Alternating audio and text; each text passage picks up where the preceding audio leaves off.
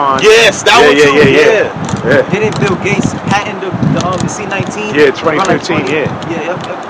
Brothers brought all that information out. Yep. You see? And Jake. So anybody who fell for the trap, and Utopia came out that same time.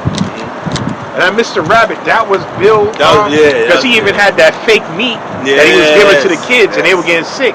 Oh, and Bill Gates also bought the Beyond Meat and all that too. Yeah. I was like, God damn, they got this. Remember in Utopia, the part where basically he basically made it where people begged for the Vanessa. You ever seen Utopia? I never seen it, but I seen the clip when he was talking about it's because we want to cut down the population. Yeah, it was a scene where basically you had the guy that created the Vanessa. You know what I'm saying? It was something that happened. Well, basically, like he deceived them into people chanting for the FDA to approve of it, right? Oh shit! You remember the Olympics in 1992? That too, yeah. Yo, looking back on it now, that shit was demonic. Yeah. They had one in 2012, the UK. Yeah. They had one in 1992, Barcelona. Yeah. I don't know if you remember that clip. I think it was like there. They had the seat, and then you saw the Hydra Linnaeus. Yep. The virus. Yeah. The organism. Yeah. And they were doing some weird, and that was a ceremony. That was a whole ritual right there, man. Yo, man. You people, man. Y'all, and then brothers had dreams. Why is the Lord showing brothers dreams of so-called zombies, night crawlers? In brothers' dreams, man. You see that? There's nothing, far-fetched. All of this is, if it's so fictional and, they talking about zombies, man. These guys, man. Where's that shit come? Where's that shit bite your neck? And guess what? It could be your loved one, man. Someone very close to when they gonna just start fucking tweaking.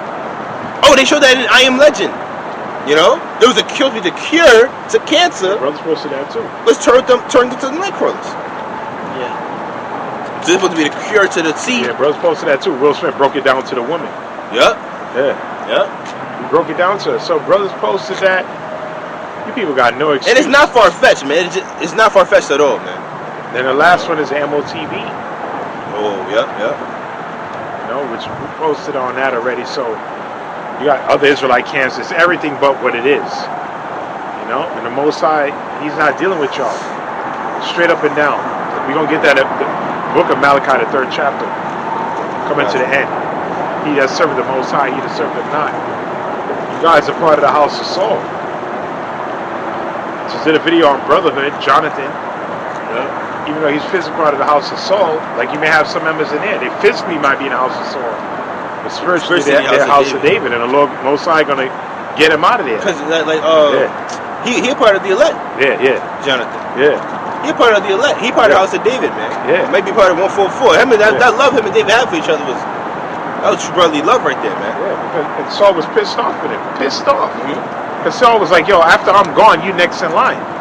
But Jonathan knew that was not the will of the Lord. Right.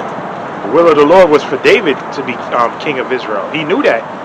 See that? He knew that in his spirit. Like, nah, the Most High is with him. And then one of Jonathan's sons, I think, who was lame. Yeah. Remember King David set him in the seat and he took care of him? The king's friend. Because he's supposed to die. Yeah. Because the Gibeonites, remember the Canaanite tribes that made peace with us? Saul had killed him. Unjustly. So they say, yo, we want his sons dead. And so King David hanged all 7 of his sons, but he kept Meshiobeth, Jonathan's son, alive. Because that covenant he made with him. And also Saul's line was also able to what? Continue. Because remember, Mordecai goes back to that line. Oh, I didn't know that, bro. Yeah, check it up, Mordecai line. Because if Jonathan's son had died, then Saul's line would have been cut off. Because all his other sons got hung. See? So Jonathan may have not, got the blessing, but his son did, man. It's beautiful history. Also, Abner too. Was it Saul's uncle or something? That told David, remember Abner? I think it's Saul's uncle or whatever. And one of Saul's sons was ruling when he died. And then he accused Abner of sleeping with his concubine. And Abner said, what the F? Like, the only reason why you ruling is because of me. So fuck it, I'm going to go with David. And then, what's his name? Joab. Yo, Joab was the hit man. Joab got rid of him. Like, nah, you killed my brother. I can't let that one go. And David was like, yo, I got nothing to do with that. That's on you. So I'm saying, because I made peace with the man. But Joab was that type of dude. The things that you didn't want to do, he'll do it. You know? What you got? Yeah. You got it. Mordecai's genealogy in the 2nd chapter of the book of Esther is given as a descendant of a Benjaminite named Kish, as Kish was also the name of the father of King Saul. Another Benjaminite. He went back to that line. So so more likely it went back to Jonathan's son, Meshiobeth. Right? Because all of Saul's sons got hung. Except for Jonathan's son, which Jonathan is Saul's son, that's the same line. See? Because of that a pact or agreement he made with King David, man. And Mordecai was one of the great men. And he was also there when the temple was being, that was a powerful time when the temple was being built again, because there was a lot of prophets. There's Haggai there, Zechariah was a company of prophets, other men.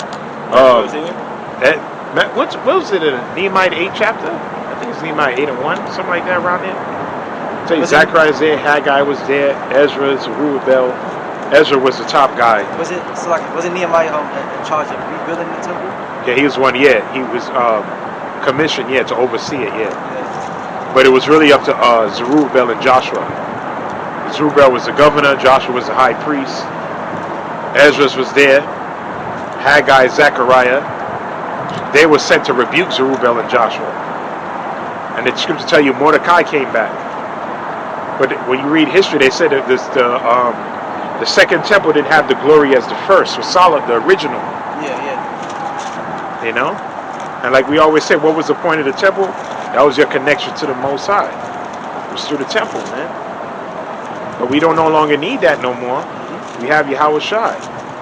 And like we're bringing out in the scriptures, the Ark of the Covenant, you have the 2 angels on each side, and the Most High will appear in the middle. They tell you when Yahweh Shai is tomb, the 2 angels is on each side of his tomb.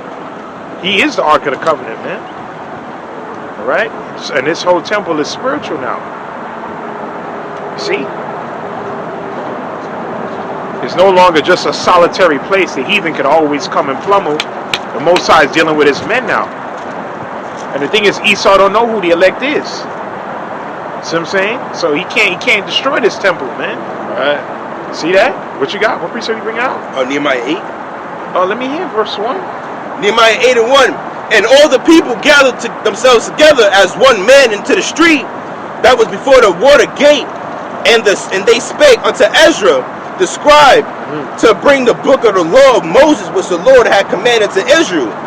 And Ezra the priest brought the law before the congregation, both of men and women, and all that could hear with understanding upon the first day of the 7th month.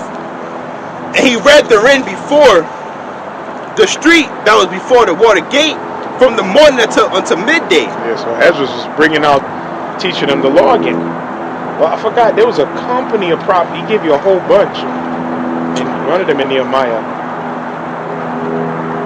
And Ezra, he said Ezra the scribe, Ezra the priest. He also was a prophet. He was a priest, prophet, a scribe. Yeah. He was teaching them the law. That's right. I think you can read Ezra 6 and 14. It also goes into certain things. Tell you why Zechariah and Haggai was there. Yeah. Oh yes, read on down. Read on down Nehemiah 8. Good. It says, before the men and the women and those that could understand, and the ears of all the people were attentive unto the book of the law.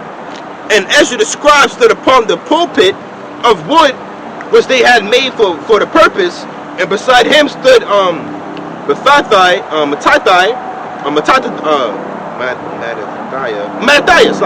and Shema, and Ananiah, and Urijah, and Hilkiah, and Maaseiah on his right hand and on his left hand. So that was a camp. It was a camp he had. There's a whole bunch of men that he had there. We're going to read Exodus 6 and 14 after that. God. It says that on his left hand, Pedaiah, and Mishael, and Malachiah, and Hashum, and Hashbaddanah, and Zechariah, and Meshullam. And Ezra opened the book in the sight of all the people, for he was above all the people. And when he opened it, all the people stood up. And Ezra blessed Yahweh, Ba'ashem Yahushua, the great power. And all the people answered, Amen, Amen, who lifted up their hands. As a matter of fact, reads Nehemiah 7 and 7. Nehemiah 7 Let's see. and verse 7. Let's start from 1. Let's start from 1. Verse 1. Now it came to pass when the wall was built. And if brother read Ezra 6:14, we're going to go through the different prophets that were building the second temple. Okay, come. There's a whole bunch of men, wherever the Spirit lead. Come. Go. Nehemiah 7 and 1. Now it came to pass when the wall was built, and I had set up the doors, and the porters, and the singers, and the Levites were appointed. The doorkeepers, the singers, the Levites, most they were all Levites. Is at different offices. Go ahead. It says, and guess what? We're all spiritual Levites. We're all priests. Right. Who's a head high priest? Al-Azhar, Yahushua Mashiach. You got to take a back seat. Right. All right. You want to be the chief high priest? You ain't the mediator. We ain't going to you for nothing. So you completely out of your mind. All right. What you got? Reading on, verse 2. That I gave my brother Hanani and Hananiah, the ruler of the palace, charge over Jerusalem, for he was a faithful man and feared the Most High above many. And I said unto them, let not the gates of Jerusalem be open until the sun be hot. And while they stand by, let them shut the doors and bar them, and appoint watches of the inhabitants of Jerusalem, everyone in his watch, and everyone to be over against his house. Now the city was large and great, but the people were few therein, and the houses were not builded. And my power put into mine heart to gather together the nobles and the rulers and the people. What verse you reading? Verse 5. Let's read on. That they might be reckoned by genealogy. No, so back then, so guys talking about they the high priest. You have to have the genealogy, man. You see, but this ain't done based on the genealogy. This is done based off the Spirit now. That's what Paul said. Don't get caught up into those things, as men were boasting in that. Right? Oh, nigga, I'm one of the sons of Aaron, so you can't tell me shit. Nah, this ain't based on that no more. This is based off the Spirit, man. Right. All right, that's how the Most High. This whole thing is based off faith. All right, go ahead. Reading on in verse 5, it says, and I found the register of the genealogy of them which came up at the first and found reign therein. Nehemiah 7 and verse 6 now. These are the children of the province that went up out of the captivity of those that had been carried away, whom Nebuchadnezzar, the king of Babylon, had carried away, and came against Jerusalem and to Judah, everyone into his own city. Who came was Zerubbabel. Zerubbabel was the governor. We didn't have any kings anymore. That's a prophecy in Jeremiah, the 22nd chapter. All right? Zedekiah was the last guy. All right? So they came out of the Babylonian captivity, these men. Most High gave us the liberty under Cyprus. Then later on, Artaxerxes and Darius it stopped for a while, and Darius gave us the permission to go back to finish the temple, man. And all these righteous men came back. Let's read on. Verse 7. Who came was Zerubbabel, Joshua the high priest. Yeah. Nehemiah, Azariah, Raamiah, Nahamani, Mordecai was there too. So it was a company of men. We just read in Nehemiah 8, Ezra was there. Okay? And there was a whole bunch of other brothers. See? So a whole lot of men came back, man, for the temple. And we're going to read what was Haggai and Zechariah's job. Let's read that. Ezra 6. 6, you want it, Here, 6, 14. Let's start from 10 in here. Ezra 6. Okay, come. This is the book of Exodus chapter 6. Not Exodus, Ezra. Oh, Salakia. Yeah. Matter of fact, yeah.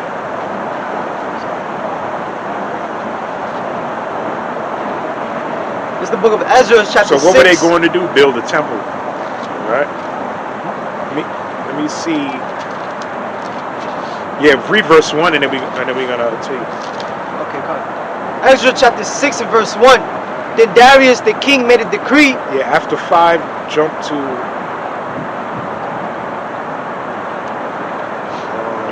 good history, after 5, jump to 10. Alright, come. It says, then Darius the king made a decree, and search was made in the house of the rose where the treasures were laid up in Babylon. Darius the Mede. So and the Mede were who? The Japhites. But I think there was a Persian in the Mede Empire. Eventually the Persians on top of the Medes. That's in the prophecy in Daniel 7th chapter. Yeah. Who were the Persians? The Persians are the Iranians. Yeah, Iranians, Okay. the sons of Elam. Yep, the sons of Elam. Yeah. I knew it. Needs to go back to Madai, Japhites, right? But they had a common ancestor.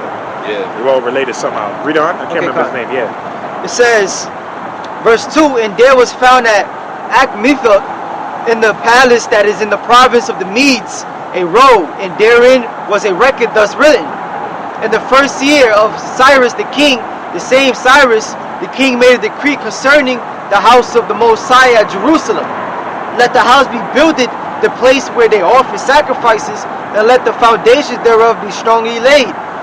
The height thereof 60 cubits, and the breadth thereof 60 cubits, with 3 rows of great stones, and a roll of new timber, and let the expresses be given out of the king's house. So Darius the Mede, he went. Sure says he went through the records, right? The scrolls, in verse 102. Yeah, it says he went through the palace. Yeah, he went through the rolls. Yep. Yeah, he gave them. He said, okay. He said, yes, Cyprus did give you all the permission. Okay, so go back, keep reading to verse 5 and then jump to verse 10. Yeah. Come. It says, and also let the golden and silver vessels of the house of the Most High, which Nebuchadnezzar took forth out of the temple, which is at Jerusalem, and brought out unto Babylon, be restored, and brought again into the temple, which is at Jerusalem, every one to his place, and placed them in the house of the Most High. Verse 10, jumping to verse 10, it says, that they may offer sacrifices of sweet savors unto the Most High of heaven. And I just did a video on that. And what's the sacrifices now?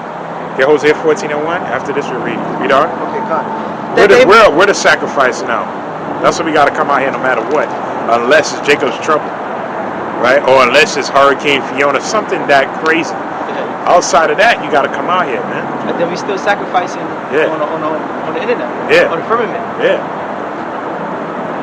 Alright, so it says that they may offer sacrifices of sweet savors unto the Most High of heaven, and pray for the life of the king and of his sons. Also I have made a decree that whosoever shall alter this word, let timber be pulled down from his house, and being set up, let him be hanged thereon, and let his house be made a dunghill for this. And the Most High that have caused his people to dwell there, destroy all kings and people that shall be put to their hands to alter, and to destroy the house of the Most High, which is at Jerusalem. I, Darius, have made a decree that it be done with speed. So he gave them the permission. Can you read on what verse you in? That was a little mercy. Yeah, read on. Yeah.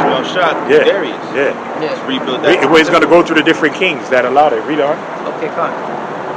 It says, verse 13, then Tatnai, governor on this side the river, Shethar, Boznai, and their companions, according to that which Darius the king has set, so they did speedily.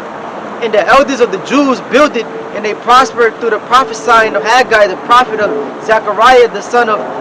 See that? So Zechariah and Haggai was there too. And they were there to rebuke Zerubbabel and John, because they were taking their time. Mosiah said, you guys living good, and my temple still ain't built, man. Right? I tell you that in the book of Haggai, the 1st chapter. So we read in the different men going through the construction of the 2nd temple, the history, and the righteous men that were there, and what part they played. See? And guess what? All those men are back today. And guess what? Those men are the temple. It's no longer, like we said, building a physical structure. We're that temple now.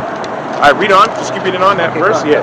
It says, and the elders of the Jews built it, and they prospered through the prophesying of Haggai the prophet and Zechariah the son of Iddo, and they built it and finished it according to the commandment of the Most High of Israel, and according to the commandment of Cyrus and Darius. They go to the different kings. Yep. Started with Cyrus. Go ahead. According to the commandment of Cyrus and Darius and Artaxerxes. And Artaxerxes, like we mentioned earlier. Cyrus, Artaxerxes, and then Darius the Mede. He said, go back and finish it. And we went through the different men that were there. Right? Zechariah, prophesied, Haggai, Zerubbabel, the governor, Joshua, Mordecai came back. We all know the story of Esther. All right? Who was the king? Artaxerxes. Then you had who else we said? Ezra's, Nehemiah. Okay? So and then we mentioned all other men that were there. Okay? There's a whole company of men.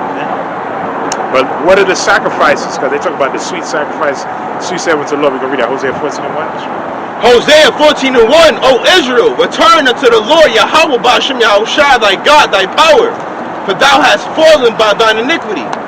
Take with you words, and turn to the Lord, saying to him, take away all iniquity, and receive us graciously, so will we render the calves of our lips. Calves of our lips. So that cuts them idiots with they bringing heifers to the third temple. And this is in the Old Testament, Amalekites.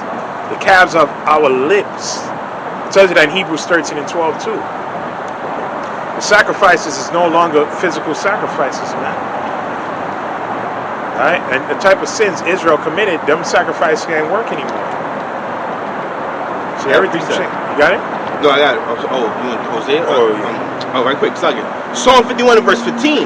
O Lord, open thou my lips, and my mouth shall shoot forth thy praise. For thou desirest not sacrifice, else would I give it. Yeah. Thou delightest not in burnt offering. The sacrifice of the Most High are a broken spirit, a broken and contrite heart, O Most High, that will not despise. Yeah, the Most High didn't take pleasure in them things, man. Right? The sacrifices. Jake was so hung up on that in the past, man. Right? You know? Oh, like the scribe said, we're going to get that too. In Mark 12:28. And then you got Hebrews, doesn't read Hebrews 13 and 12. You know? So going into the temple, history on the temple, the sacrifices. Your brother brought out the Most High delight not in those things. What he delighted in, this work, this ministry. Right? Loving him. You know what I mean? Loving your brother. He desired that more than sacrifice, man. What are we going to read it now? Mark 12:28. Read. This is the book of Mark, chapter 12 and verse 28.